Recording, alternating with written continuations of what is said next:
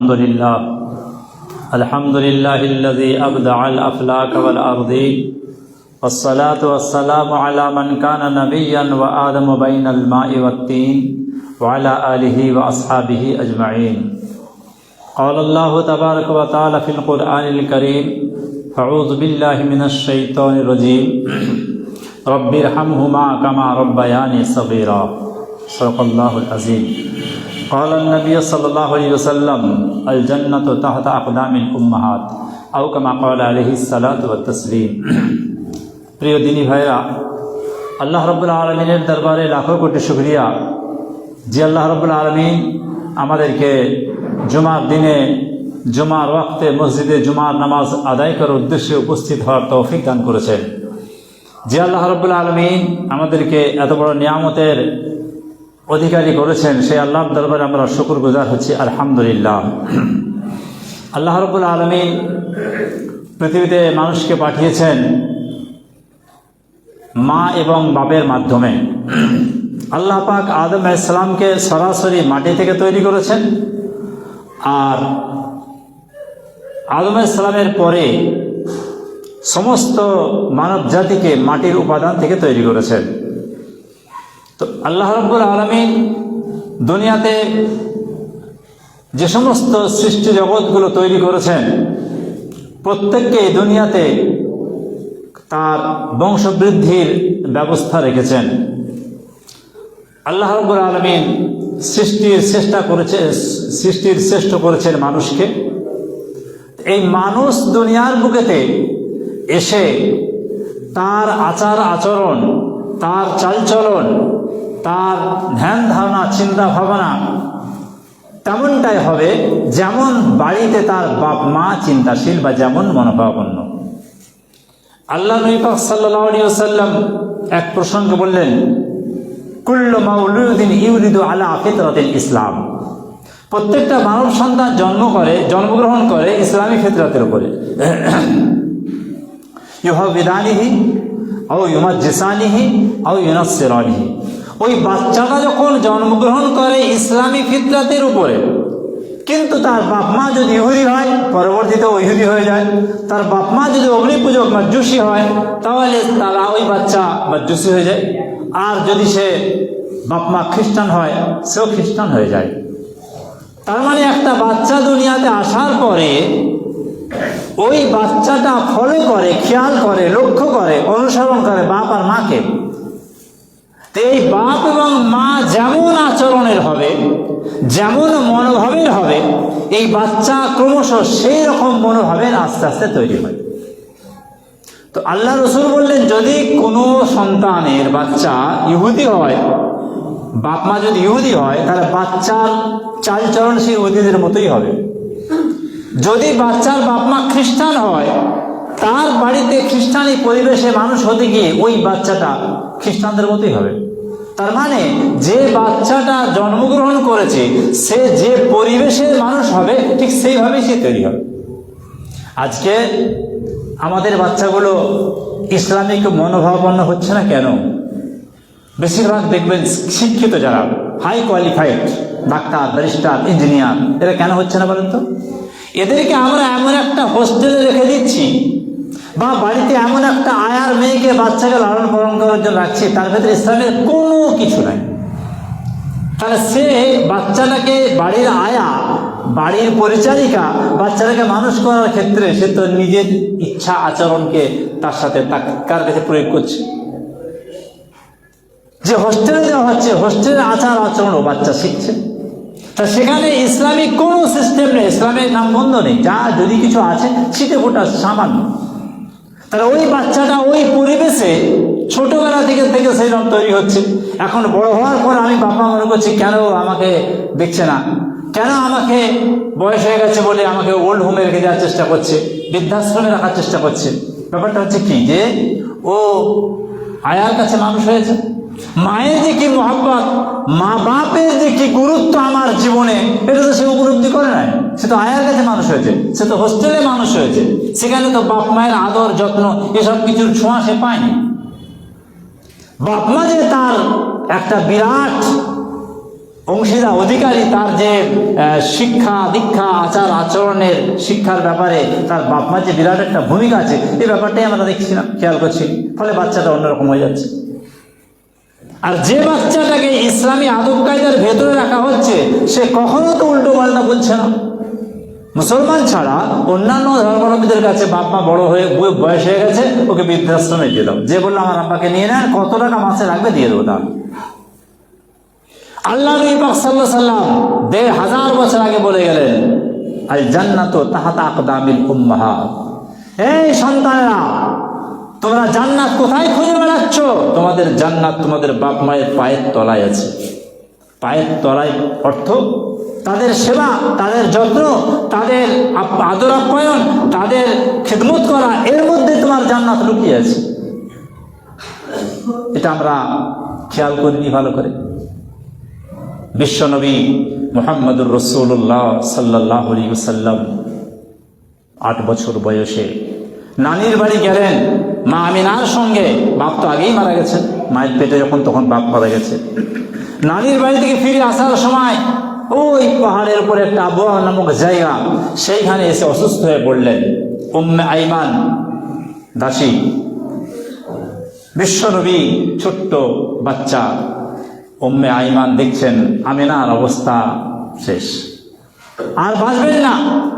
কিছুক্ষণ পর আমিনা মারা গেলেন। আমিনাকে দাফন করা হলো আবওয়া নামক ওই জায়গাতে, মরুভূমিতে। এরপরে আর উম্মে আইমান পরে বলছেন, বালক মুহাম্মদ সাল্লাল্লাহু আলাইহি সাল্লাম মাকে দাফন করার পরে তার কবরের সামনে দাঁড়িয়ে আছে। আমি হাতটা ধরে ডাকছি, বাবা মুহাম্মদ চল, আর দাঁড়ালে হবে না, চল আমাদেরকে ফিরে দিতে হবে। আসতে চাচ্ছে না। ওই ৮ বছর ৭ বছরের মুহাম্মদ মায়ের কবরের কাছে দাঁড়িয়ে দাঁড়িয়ে টপ টপ করে চোখের পানি পড়ছে, আর উম্মে আইমানের হাত ধরে কাঁদছে, চল রে বাবা তাড়াতাড়ি চলে যায়। আর হাতটা কিছুতেই টেনে আনা যাচ্ছে না, দাঁড়িয়ে আছে। ৫২ বছর ৫৩ বছর পরে এই বিশ্বনবী মুহাম্মদ সাল্লাল্লাহু আলাইহি সাল্লাম যখন ওই রাস্তা দিয়ে যাচ্ছে, সাহাবাদের বললেন একটু থামো। ওই আবওয়া নামক জায়গাতে আজ থেকে ৫২ বছর আগে আমার মাকে দাফন করে রেখে গিয়েছি। আজকে আমি মায়ের কবরের কাছে একবার গিয়ে দাঁড়াই। মায়ের কবরের কাছে গিয়ে দাঁড়িয়েছেন। কিছুক্ষণ পর সাহাবীদের বললেন, সাহাবী এখানে রাত্রি যাপন করা হবে, এখানে রাত থাকা হবে। সাহাবারা রইলেন, নবীজি একা গেলেন। সারা রাত মায়ের কবরের কাছে বসে বসে চোখের পানি ফেলেছেন। সাহাবে কেরাম বলছেন, আমরা দেখেছি নবী পাকের দাড়ি মোবারক ভিজে, বুকের এই জামাটাও পর্যন্ত ভিজে গেছে মায়ের জন্য। যে মা কলিজার টুকরা সন্তানকে মানুষ করার জন্য নিজের গালের খাবার পার করে বাচ্চাকে খাইয়েছে, নিজে ক্ষুধার্ত অবস্থায় থেকে না খেয়ে বাচ্চাকে খাইয়েছে, যে মা কনকনে শীতের সময়তে বাচ্চা বারবার পিচ্ছাপ করে দিয়েছে, সেই ঠান্ডা ভিজা কাপড়গুলোকে একটা একটা করে পাল্টে পাল্টে সারা রাত কেটেছে। মসজিদ আজান দিচ্ছে আর একটাও শুকনো কাঁথা নাই বাচ্চার বিছানায় দেওয়ার জন্য। মা নিজের আঁচলটা দিয়ে দিয়েছে, দিয়ে বাচ্চাকে শুইয়েছে। এতেও পিচ্ছাপ করে দিল। এখনো অন্ধকার মতো আছে, এখনো সকাল হয়নি, এখনো রোদ হয়নি, বাইরে বেরোনো যাবে না বাচ্চাকে নিয়ে। এবারে কি হবে? মা তখন নিজের অন্য আঁচলটাকে বুকের ওপরে দিয়ে আর বাচ্চাকে বুকের ওপরে রেখে দিয়েছে। সারা রাত কেটে গেল। বাচ্চা শেষ মুহূর্তে যখন তাকে বাইরে বার করা হয়, মায়ের বুকের ওপরেও পিচ্ছাপ করে দিল। প্রিয় ভাই সব, যে মা এত কষ্ট করে, এত পরিশ্রম করে, এত কষ্ট সহ্য করে বাচ্চাকে লালন পালন করেছে, আজকে ওই মা বয়স হয়ে যাওয়ার কারণে আজকে আমার সমাজের যুবকেরা, আমার সমাজের ছেলেরা মাকে মারছে, বেরিয়ে যাওয়ার থেকে, তোকে দরকার নাই। খেতে দেয় না ভালো করে, ভালো করে তার পোশাক দেয় না, নিজের স্ত্রীর কথা শুনে নিজের ছেলেদের কাপড় চোপড় কিনছে, মায়ের কাপড় কেনা হয় না। কেমন আচরণ! বিশ্বনবী মুহাম্মদুর রাসূলুল্লাহ সাল্লাল্লাহু আলাইহি ওয়াসাল্লাম বলছেন, তোমরা তোমাদের মায়ের সেবাতে আল্লাহর জান্নাত খোঁজো।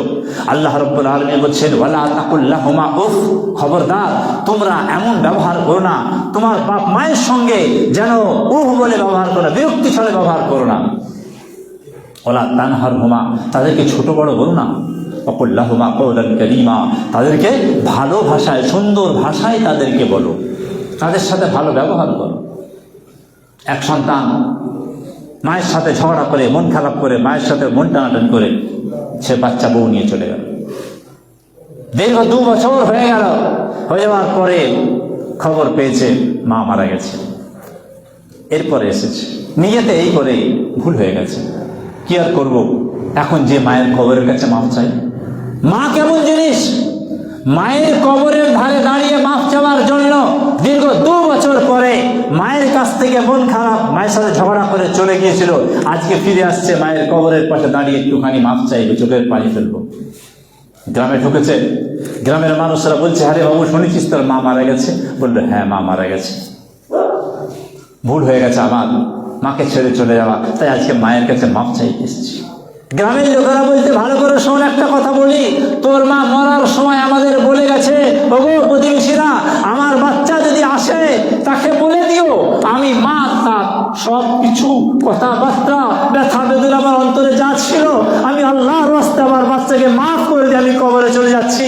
আমার বাচ্চার ব্যাপারে আমার অন্তরে কোনো ব্যথা বেদনা কিছু নাই।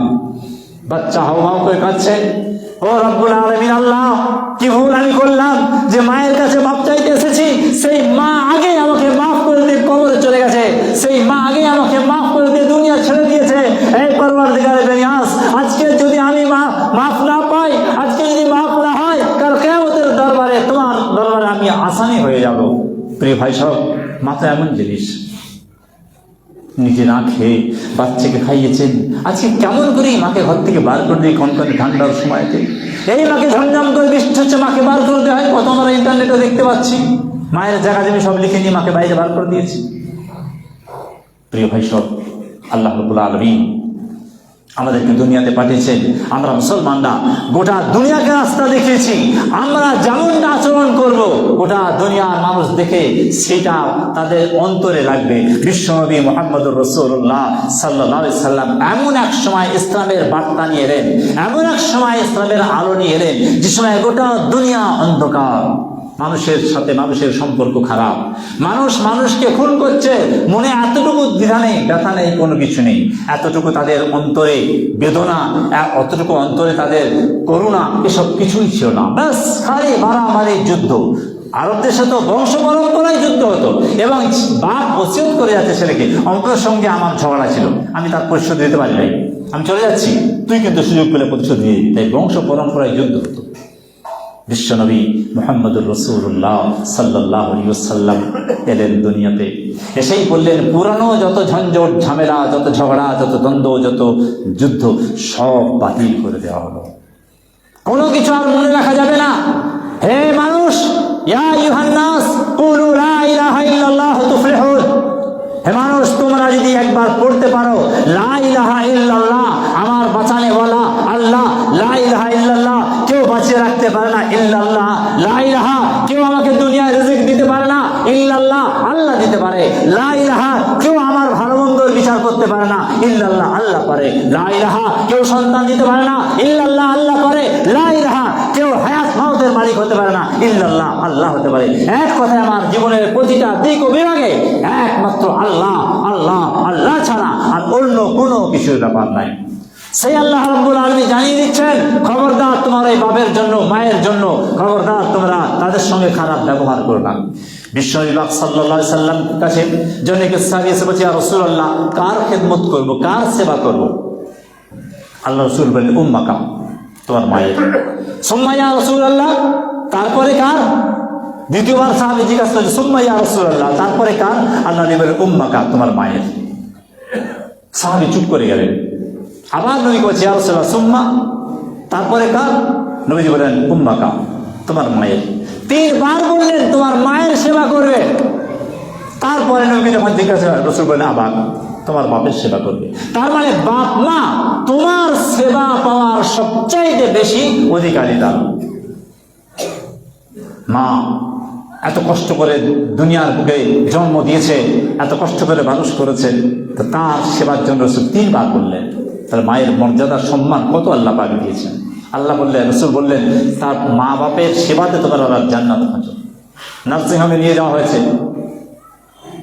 ডেলিভারি হওয়ার জন্য নার্সিংহোমে মাকে নিয়ে যাওয়া হয়েছে। নিয়ে যাওয়ার পরে ডাক্তার পরীক্ষা করে অপারেশন নিয়ে গেল, সিজার করবে। ডাক্তার বলছে, দুটো অপশান আছে আপনাদের কাছে, অভিভাবক যারা এই ডেলিভারি ম্যারেজ যে অভিভাবক আছে তাদের কাছে দুটো অপশান। যদি বাচ্চাকে বাঁচাতে চান তাহলে মা মারা যাবে, আর মাকে যদি বাঁচাতে চান তাহলে বাচ্চা মারা যাবে। দুটো আপনি পাবেন না, কোনো একটাকে আপনাকে ছাড়তে হবে। আপনারা বন্ডে লিখুন কোনটা, মাটাকে মেরে বাচ্চাটাকে রাখবো আমরা, না বাচ্চাটাকে মেরে মাকে রাখবো? অভিভাবক, স্বামী, শ্বশুর, বাপ, ভাই সবাই মিলে চিন্তা করছে গাছটা যদি থাকে ফল তো আবার পাওয়া যাবে, কিন্তু গাছটা নিয়ে যদি ফলটা রাখলে আর তো হবে না। সবচেয়ে ভালো হচ্ছে মা বেঁচে থাক, মা বেঁচে থাক, বাচ্চাটাকে মেরে দেওয়া হোক। ব্যাস, এই কথা সবাই বন্ডে সই করে দিল। ডাক্তার কাগজটা ভালো করে পড়ে নিলেন, নেওয়ার পর অপারেশন থিয়েটারে গিয়েছে, অপারেশনের টেবিলে পেশেন্টকে রেখে দেওয়া হয়েছে। রাখার পরে ডাক্তার চিন্তা করছে এবার মাকে একবার জিজ্ঞাসা করতে, এদের বাড়ির সবাই মতামত তো যে মা বেঁচে থাক, বাচ্চাটা মারা যাক, আবার পরে আবার আল্লাহ দিয়ে দেবেন। এই চিন্তা করে মায়ের কাছে যখন সমস্ত সব কিছু রেডি করে নিয়েছে অপারেশন করার জন্য, তারপরে ওই কাগজটা দেখে ডাক্তার বলছে এবার মাকে জিজ্ঞাসা করে দেখি। মাকে জিজ্ঞাসা করছে, মা তোমার শরীরের অবস্থা যা, তোমার কন্ডিশন যা, তাতে করে হয় তুমি বাঁচবে নাহলে বাচ্চা বাঁচবে, দুজনেই বাঁচতে পারবে না, একজনকে মরতেই হবে, তা তোমার কি মতামত? তখন ওই মহিলা বলছে আমার গার্জেনরা, আমার স্বামী, আমার আব্বা, আমার দাদা, আমার শ্বশুর, এরা কি বলছে? আচ্ছা মা, এরা তো সবাই বলেছে যে তোমার বাচ্চাটাকে মেরে দিতে আর তোমাকে বাঁচিয়ে রাখতে।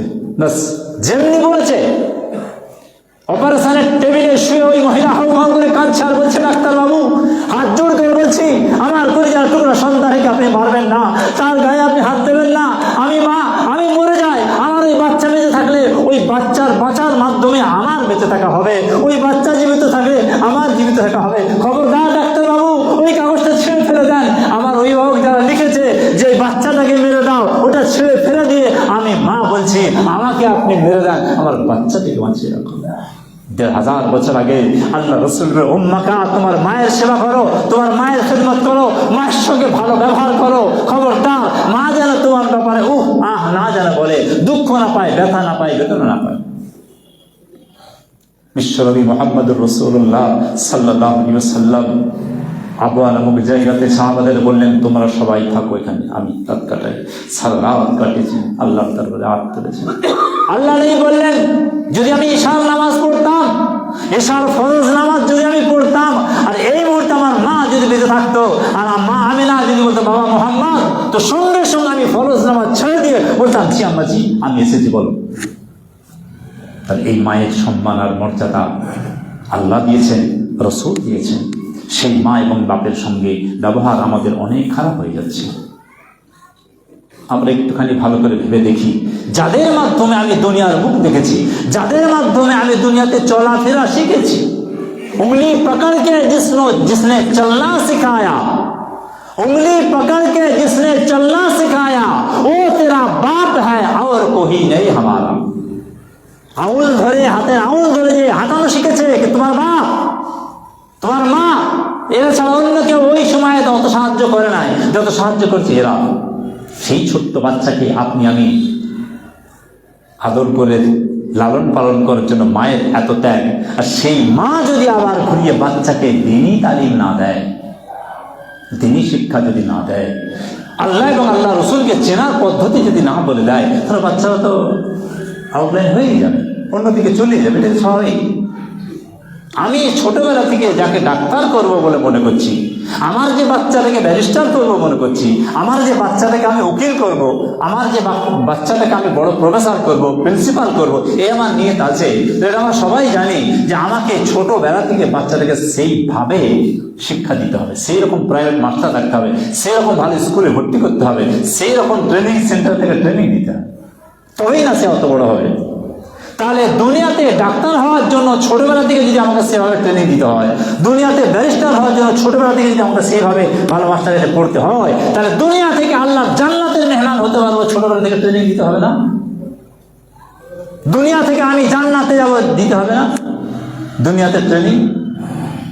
প্রিয় ভাই সব, যেমন সন্তানের দায়িত্ব বাপ মায়ের সেবা করা, আর বাপ মায়েরও দায়িত্ব হচ্ছে তার সন্তানকে সুশিক্ষা দেওয়া, দ্বীনি শিক্ষা দেওয়া, ইসলামের তালিম দেওয়া। যদি এটা ভুল হয়ে যায় তাহলে তো আমাদের দুটো লাইন গন্ডগোল হয়ে যাবে। দেখেন মায়ের সেবাতে আল্লাহ কত উপর তলায় পৌঁছে দিয়েছে কাকে? হযরত ওয়াইস কারনী রাহমাতুল্লাহ আলাইহি, বিশ্ববিখ্যাত আল্লাহর ওলি মানুষ, নবী পাকের জমানার মানুষ, কিন্তু নবীর সঙ্গে সাক্ষাৎ হয় নাই, নবীর সঙ্গে সাক্ষাৎ হয় নাই, নবীর জমানার মানুষ। আল্লাহ যখন দুনিয়া থেকে বিদায় নিচ্ছেন, নবী পাকের গায়ের জামা জুব্বা, যেটা সাহাবাদের মধ্যে অনেকেই মনে হতে জুব্বাটা হুজুর হয়তো আমাকে দিয়ে যাবেন। হযরত আবু বকর সিদ্দিক ডান হাত নবীজির বলা হতো, তিনি ভাবতে পারেন আমাকে দিয়ে যাবে। হযরত ওমর বাঁ হাত বলা হতো, আমাকে দিয়ে যাবে। হযরত আলী জামাই, হয়তো আমাকে দিয়ে যাবে। নানান মানুষের চিন্তা, কিন্তু বিশ্বনবী জামাটা নিয়ে কি করলেন? বললেন ওয়াইস কারনী নামক একজন আছে, এটা তার কাছে পৌঁছে। অবাক হয়ে গেল, আমরা সামনে আছে, আমরা বাবার জন্য কে? ওয়াইস কারনী কে?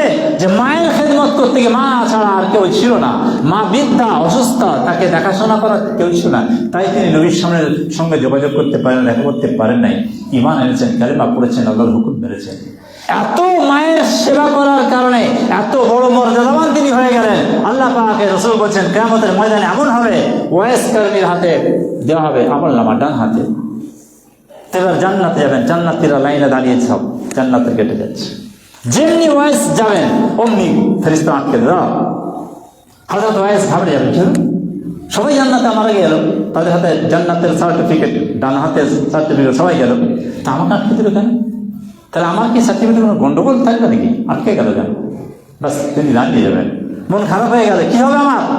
আল্লাহ তোমাকে আওয়াজ, ওয়াইস জান্নাতের সার্টিফিকেট ঠিকই আছে তোমার, তোমাকে দাঁড় করানো হয়েছে, সার্টিফিকেট ভুলে না, তোমাকে দাঁড় করে দেওয়া হয়েছে অন্য কোনো কারণে তা নয়, বরং দাঁড় করে দেওয়া হয়েছে বিরাট একটা আমার পরিকল্পনা আছে।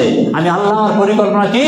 তুমি দুনিয়ার বুকেতে আমার এমন প্রিয় বান্দায় পরিণত হয়েছো যে আজকে জান্নাতের গেটের সামনে দাঁড়িয়ে ওই যে সব জাহান্নামী যারা গুনাহগার আমার নবী পাকের উম্মত, শেষ নবীর উম্মতরা আছে, তুমি ওয়াইস জান্নাতের গেটে দাঁড়িয়ে খালি তোমার ডান হাতের এই শাহাদাত আঙুলটা নিয়ে এমন করে এই দিক থেকে এমন করে গোল করে ফিরিয়ে দেবে। তোমার আঙুলের আওতায় যত কোটি কোটি গুনাহগার জাহান্নামী বান্দা বান্দি পড়বে, আমি আল্লাহ তোমার বরকতে সবাইকে মাফ করে আমার জান্নাতের মেহমান বানিয়ে দেবো।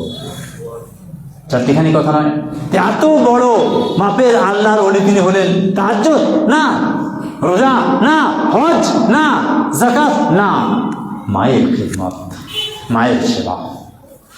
এই মায়ের সেবাতে তিনি এমন দরজায় পৌঁছে গেছেন, আল্লাহ রাব্বুল আলামিন তার মর্যাদার সম্মান এমন দিয়ে দিয়েছেন। প্রিয় ভাই সব, ওই মা যদি একবার হাত ধরে চোখের পানি খাইলে আপনার জন্য, আমার জন্য, আপনার আমার ধারাইয়ের জন্য আল্লাহর দরবারে কবুল হতে এতটুকু অসুবিধা হয় না। আর ওই মা আপনার যদি আপনার জন্য বদদোয়া করে দেয়, আল্লাহর কাছে নারাজ হয়ে যে আল্লাহর কাছে বদদোয়া করে, তাহলে ওটাও খুব আমাদের জন্য ক্ষতির কারণ হয়ে যায়। সেই জন্য প্রিয় ভাই, দুই দিক, যেমন আমি আমার মা বাপের ক্ষেত্রে খুব সতর্ক থাকবো, তারা যেন কোনোভাবে কষ্ট না পেয়ে যায়। আবার ওই মা বাপকেও দেখতে হবে, আমার বাচ্চা যেন দিনদার হয়, আমি মরে যাওয়ার পরে আমার কবরের ধারে যেন একবার দিয়ে দাঁড়াতে পারে, জুমার রাত্রিতে জুমার দিনে যেন সূরা ফাতিহা নিয়ে আমার কবরের সামনে আমার বাচ্চা দাঁড়াতে পারে, সেই শিক্ষা আমাকে দিয়ে দিতে হবে। ছেলে ব্যারিস্টার, ছেলে প্রফেসর, ছেলে ডাক্তার, আর ছোট ছেলে বুদ্ধিতে একটু কম বলে তাকে করা হলো হাফেজ সাহেব, মাওলানা সাহেব। এত বিরাট খরচ করে ছেলেকে ডাক্তার, ব্যারিস্টার, উকিল করা হলো, আর জানাজার সময় যখন কাতারে দাঁড় করেছে, কে জানাজা পড়াবে? মজলিস থেকে ডাকা হলো, বড় ছেলে সব ডাক্তার, তোমার পিছনে সবচেয়ে বেশি টাকা খরচা করে তোমার বাপ মা, এসব তুমি জানাজা পড়ো, আমি পারবো না। মেজর ছেলে তোমার পিছনে অনেক খরচ করেছে, বলো না আমি পারবো না। সেজ তুমি বলে না, তুমি তো উকিল, এসব তুমি বলে না আমিও পারবো না। তার যার পিছনে খরচা হয় নাই, ফ্রি মাদ্রাসায় পড়েছে, মাদ্রাসায় টাকা দিতে হয় নাই। বড় বড় মাদ্রাসা আছে উত্তরপ্রদেশে, মাদ্রাসায় আপনি বাচ্চাটাকে ভর্তি করার পরে ওই বাচ্চার কেতাবের দায়িত্ব, হোস্টেলে থাকবে তার বিছানা, বালিশ, লেপ, কম্বল, তক্তপোষ সব, এমনকি প্রত্যেক মাসে ওই বাচ্চাদেরকে একটা ওজিফা বলে, তার মানে কিছু করে প্রত্যেকটা বাচ্চাকে তার তেল সাবান মোটামুটি জ্বালাবে, তার টাকা দেওয়া হয়। তাহলে খাবারও পাবে, তেল সাবানেরও টাকা পাবে, বিছানাও পাবে, ফ্রি বই পাবে, কোনো পয়সা লাগছে না, সব একদম ফ্রি। তো এই সব ফ্রি, 8 বছর 10 বছর 12 বছর পড়বে, টোটালি ফ্রি, একটাও টাকা লাগবে না। তো ওই ছেলেটা মাদ্রাসায় পড়েছে, এখন বাপ মায়ের কিছুই খরচা হয় নাই, তাকে ধরে যায় হাফেজ সাহেব, চল তোর আব্বা আমাদের কাছে মাদ্রাসা জানাজা পড়েছ। তার যেখানে এত টাকা খরচ করছি আমরা, কিন্তু ওই বাচ্চাটাকে দিনী তালিম না দেওয়ার কারণে, ইসলামের বুনিয়াদী শিক্ষা তার ভেতরে না দেওয়ার কারণে এই বাচ্চাটা বেহাত হয়ে যাচ্ছে। আমাদের বাচ্চা আল্লাহ নাই, এটা ওটা সব অনেক কিছু করছে, নামাজ পড়ে কি হবে, এই সব এই কোরআন গ্রন্থের এইসব করে কি হবে, ইত্যাদি ইত্যাদি করছে। না ভাই, আসুন আমরা যেমন একদিকে সন্তান, আমরা আমাদের বাপ মা যাদের হায়াতে জিন্দিগিতে আছে তাদের সঙ্গে দুর্ব্যবহার না করে, তাদের সঙ্গে ভালো ব্যবহার করে, তাদের খাওয়ার, তাদের পড়ার, তাদের থাকার সুব্যবস্থা, আমার ছেলেমেয়েরা, বউ যেমন থাকবে ছেলেমেয়েরা থাকবে, সেও যেন সেভাবে থাকতে পারে। উল্টো দিকে আমি বাপ, আমি মা, আমার বাচ্চা কি করে দিনদার হবে, আমার বাচ্চা কি করে শরীয়তওয়ালা হবে, আমার বাচ্চা কি করে আল্লাহর হুকুমকে মাননেওয়ালা হবে, বাস এটা তার ভেতরে দেওয়া। এবং আমি মুসলমান, আমি কালেমাওয়ালা, দুনিয়ার কোনো কিছুর মূল্য আমার কাছে নেই, আমার কাছে মূল্য হচ্ছে লা ইলাহা ইল্লাল্লাহু মুহাম্মাদুর রাসূলুল্লাহ সাল্লাল্লাহু আলাইহি ওয়াসাল্লাম, এই কালেমা। ঈমান, আমার ঈমান মজবুত থাকবে, এটাই হচ্ছে আমার ব্যাপার। তারপরে আপনি যা পারেন করেন, আমার দেখার দরকার নেই। আমি কালেমা বলা বলে আমার উপর আপনার হিংসা, আমি কোরআন বলা বলে আমার উপরে আপনি জুলুম করবেন, তা করতে পারেন, কিন্তু আমি আমার কালেমা ছাড়বো না, আমি আমার কোরআন ছাড়বো না, আমি আমার দিন ছাড়বো না, আমি আমার আল্লাহর কাছে সিজদা করা এটা আমি বন্ধ করবো না, ব্যাস এটা আমার ঠিক থাকবে। আজকে কৌশলে আমার দেশ থেকে দেশে আমাদের সম্পদগুলোকে সব কুক্ষিগত হাতের ভেতরে নিয়ে নেওয়া হচ্ছে, যাতে মুসলমানরা যেন বাড়তে না পারে। কোথাও ওয়াকফ সম্পত্তি, কোথায় কে বলে কোরআনী আইন, কোথায় মসজিদ, কোথায় মাদ্রাসা, কোথায় খানকা, কোথায় কি, সব কিছু পরেশান করা হচ্ছে। তো আমাদের সঠিক ইসলামী জ্ঞান, শরীয়তি জ্ঞান একদিকে থাকতে হবে, অপরদিকে দেশ সম্বন্ধে আমাদের আইডিয়া থাকতে হবে। আমার দেশটা কি, দেশটা কারা স্বাধীন করেছিল, দেশকে কারা মজবুতভাবে নেতৃত্ব দিয়েছিল, দেশকে কারা সুন্দর করে চালাবার ব্যবস্থা করেছিল, পাশাপাশি মুসলমান মুসলমান একসাথে থাকবে, তারা কেমন সুন্দর ব্যবস্থা করেছিল। সম্রাট ঔরঙ্গজেবকে বলো খালি মন্দির ভেঙেছে, আরে 12টা মন্দির ভেঙেছে, তো 80টা মন্দিরে টাকা সাহায্য করেছে। তো তাহলে যদি টাকা সাহায্য করলো মন্দিরে, তো তাহলে মন্দির ভাঙলো কেন? কেন ভেঙেছে জানেন? সেই সময় তো রাজা বাদশাদের যুদ্ধের ব্যাপার, ওখানে কোনো ধর্মীয় ব্যাপার নেই। বাস যারা বিদ্রোহী তারা মন্দিরে ঢুকেছে, বলে চালাও বেরো দাও, বিদ্রোহী আমার বিরুদ্ধে এরা চলছে, এই মন্দিরে আছে, ভেঙে দাও। নবীবাগের সময় একটা মসজিদ ছিল মুনাফিকদের, মসজিদ জেরা, কোরআনে আয়াত আছে মসজিদ জেরা, তো ভেঙে দাও মসজিদ, ও মসজিদ রাখার দরকার নাই। তো এইভাবে তিনি করেছেন। সম্রাট ঔরঙ্গজেব তথা ভারতবর্ষের বুকেদের মুসলমানরা যদি রাজত্ব করতে, খ্রিস্টানরা, ইংরেজরা 200 বছর রাজত্ব করে সব নিয়ে চলে গেছে। তাজমহলের ওই চাঁদটাটা, মিনারের উপরে যে চাঁদ, গম্বুজের উপরে চাঁদটা প্রায় 1.5 মণের কম বেশি 1.5 মণের মতো সোনা ছিল, সেটা এখন ওই রোলবোর্ড দিয়ে ওটা নিয়ে চলে গেছে। এরকম করে তাজমহলের গায়ে যে দামি দামি পাথর লাগানো ছিল, লাইট জ্বালাতে হবে না, রাত হবে অটোমেটিক পাথরগুলো এমন সুন্দর লাইট হবে যে ওটা তাজমহলটাকে সুন্দর করে ভেতরেও দেখতে হবে, অন্ধকার মনে হবে না, সেগুলো সব ওরা খুলে খুলে নিয়ে চলে গেছে। আর মুসলমানরা 1000 বছর রাজত্ব করেছে। মুসলমানরা এই দেশকে ভালোবেসে এই দেশের বুকেতে রাজত্ব করে তৈরি করে রেখে গেছে তাজমহল, তৈরি করেছে মুসলমানরা লাল কেল্লা, তৈরি করেছে মুসলমানরা চারমিনার, এমনি করে গোটা ভারতের বিভিন্ন শহরে নগরে উপকণ্ঠে তারা তাদের নিদর্শন রেখে দিয়েছে। আজকে তাজমহলটাকে দেখিয়ে গোটা বিশ্বের মানুষরা যারা সব টুরিস্ট আসে, কত কোটি টাকা ইনকাম হচ্ছে।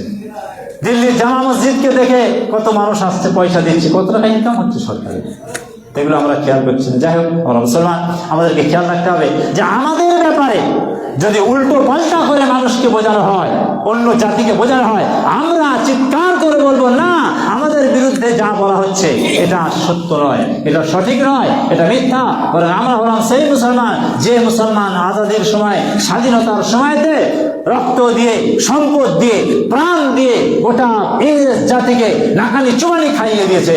ইংরেজরা ভয় পেয়েছে শেষের দিক যে মারবো কি করে, এদেরকে মারবো, এরা তো 4টে মারলে 40টা আমাদের উপরে হামলা করবে।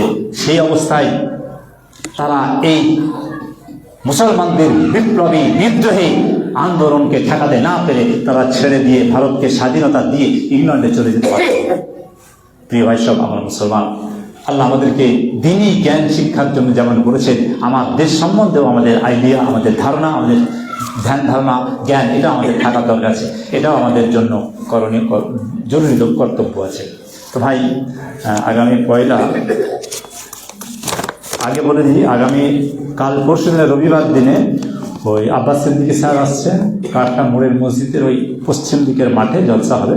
আগামী রবিবারে আব্বাস সিদ্দিকী স্যার আসছেন, ওখানে আপনাদেরকে দাওয়াত করেছেন যাওয়ার জন্য। আর আগামী 1 জানুয়ারি বৃহস্পতিবার আমাদের এই মীরপাড়া এবং মালপাড়ার ওখানে একটা জলসা হবে, ইসালে সওয়াবের আয়োজন হয়েছে, এবং ওখানে জমিয়তে উলামায়ে বাংলা আসামের শাখা বোর্ডের একটা সম্মেলন মতো হবে আর কি। তো এই সম্মেলনে মোটামুটি শুরু হবে সম্মেলনটা 1:30 থেকে, বেলা 1:30 থেকে, মানে জোহরের পর থেকে আর কি। আর লেখা আছে 5টা পর্যন্ত, আর ঈশার পর থেকে তো জলসা হবে মোটামুটি মধ্যরাত পর্যন্ত। তো এই জনজাগরণী বা জাগরণী সভা নাম দিয়ে জমিয়তে উলামায়ে বাংলা এই হাওড়া জেলার যে কমিটি, এই কমিটি একটা ওই সভার আয়োজন করেছে ওই মীরপাড়াতেই, ওই জলসার আগে আর কি, দুপুর 1:30 থেকে 5টা পর্যন্ত। এখানে অনেকেই সব থাকবেন, ফুরফুরা শরীফ থেকে যেমন পীর জাদাগান আছেন, মিনহাজ সিদ্দিকী স্যার আছেন, মুস্তাকিম সিদ্দিকী স্যার, তারপরে খয়েরখিন সিদ্দিকী স্যার, এমনি করে অনেকেই রয়েছেন, আরও অন্যান্য সব আলেমরা থাকবেন এই সম্মেলনে। এই সম্মেলনে আমরা যারা শুনলাম, যারা শুনিনি, তাদের কাছ পর্যন্ত আমাদের এই বার্তা পৌঁছে, যাতে করে আমরা 1 জানুয়ারির ওই সম্মেলনে উপস্থিত হতে পারি। আল্লাহ আমাদের সকলকেই তার দিনের সঠিক সময় এবং অবস্থান করুন। সকলেই বলেন আল্লাহ আমিন। আসসালামু আলাইকুম।